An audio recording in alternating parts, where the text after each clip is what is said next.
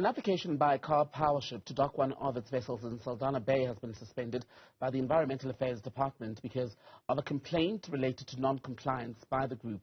Let's speak now to the Green Connection about this because it has been fighting, in fact, against the Karpowership deal. Liz McDade, strategic lead there, joins us tonight. Liz, a very good evening to you. So, according to what I've seen being reported, it all has to do with a misrepresentation by Karpowership of people who'd been at a crucial meeting. It said these were fishers, but they were actually not. What, do you think that was a lie?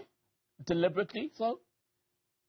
Well, I don't know about deliberate. I mean, we don't know. But I think what is of grave concern is that whenever we want to put through something like a Karpowership, I mean, our contention has been put the facts on the table and get the right people around the table to have a discussion. And for the whole of last year, I think there's been an intent trying to do this. The Department of Forestry, Fishery and Environment ruled that, in fact, they hadn't done an adequate job and refused the permission. Karpower appealed, and the minister basically sent it back to the drawing board. So this is like round 2 of the environmental impact assessment, which they have to get through if they want to be there. And now what we have uncovered recently is that part of their process is to engage with small-scale fishers who are a particularly vulnerable group in the Saldanha area. And they therefore, looking at it, especially at the report, they had a report and a workshop which was to get the concerns of small-scale fishers. However, it was pointed out to us, and then we had a look at the attendance register. The attendance register did not have small-scale fishers. It was actually people from mariculture, even the commercial pelagic. So on what basis were those views included in the report as if they were small-scale fishers? And so this is the rationale, because in terms of the rules, they must put all information on the table, even if it's not in favor of the project. That's what they have to do. And so we submitted this complaint to the department, and they have opted to investigate it. And they have given the Karpower consultants until the 17th of March to respond, to explain. Right. And in fact, we even find that the final environmental report, the consultant admits that there weren't small-scale fishers in that workshop, but they continued to use that report to supposedly raise concerns of small-scale fishers. Does that help, do you think, make a case for a permanent scrapping of this process altogether? Well, it's been fraught since the beginning with allegations of various, mismanagement or problems.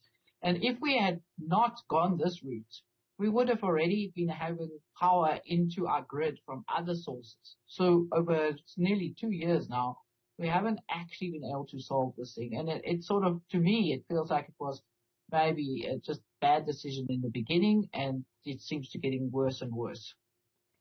And just for people who haven't been following the story in detail, Liz, what impact would the docking of such a vessel have, especially on small-scale fishers who were supposed to have been in that meeting?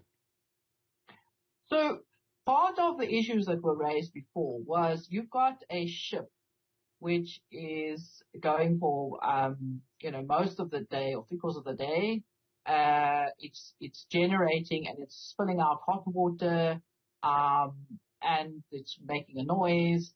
And the issue is they need to see who's fishing and what are the lives of the fish going to be affected, as it were. Because if those fish, for example, part of the issue that's raised is juvenile fish, which maybe were in a sheltered part, are going to have to now maybe run away from this noisy thing, to put it very plainly. And then they will maybe be predated by other fish. They won't be in the shelter. They won't survive to adulthood, all of them. And that will impact on the long-term viability of the source that small-scale fishers use to put food on the table and to make a livelihood. So the question is that the authority has to weigh up, is that worth it? That disturbance to the ecosystem, the subsequent knock-on impacts, that's obviously one area, there are others. Then is that worth it for having this this car power. And now we're even hearing that now 20 years is now suddenly changing. There's now authorities are saying maybe it doesn't have to be 20 years, but then that all has to be assessed. So it was going to be for 20 years, and that's what the approval is standing on the table at. So, as I said, it seems very chaotic to me, but this is, to us, this seems to be a clear case of misrepresentation, and we would hope the authorities do take some action, because this is not what we want. People should have a right to have their voices heard, and it shouldn't take a complaint like this. Liz McDade, Strategic Lead at the Green Connection.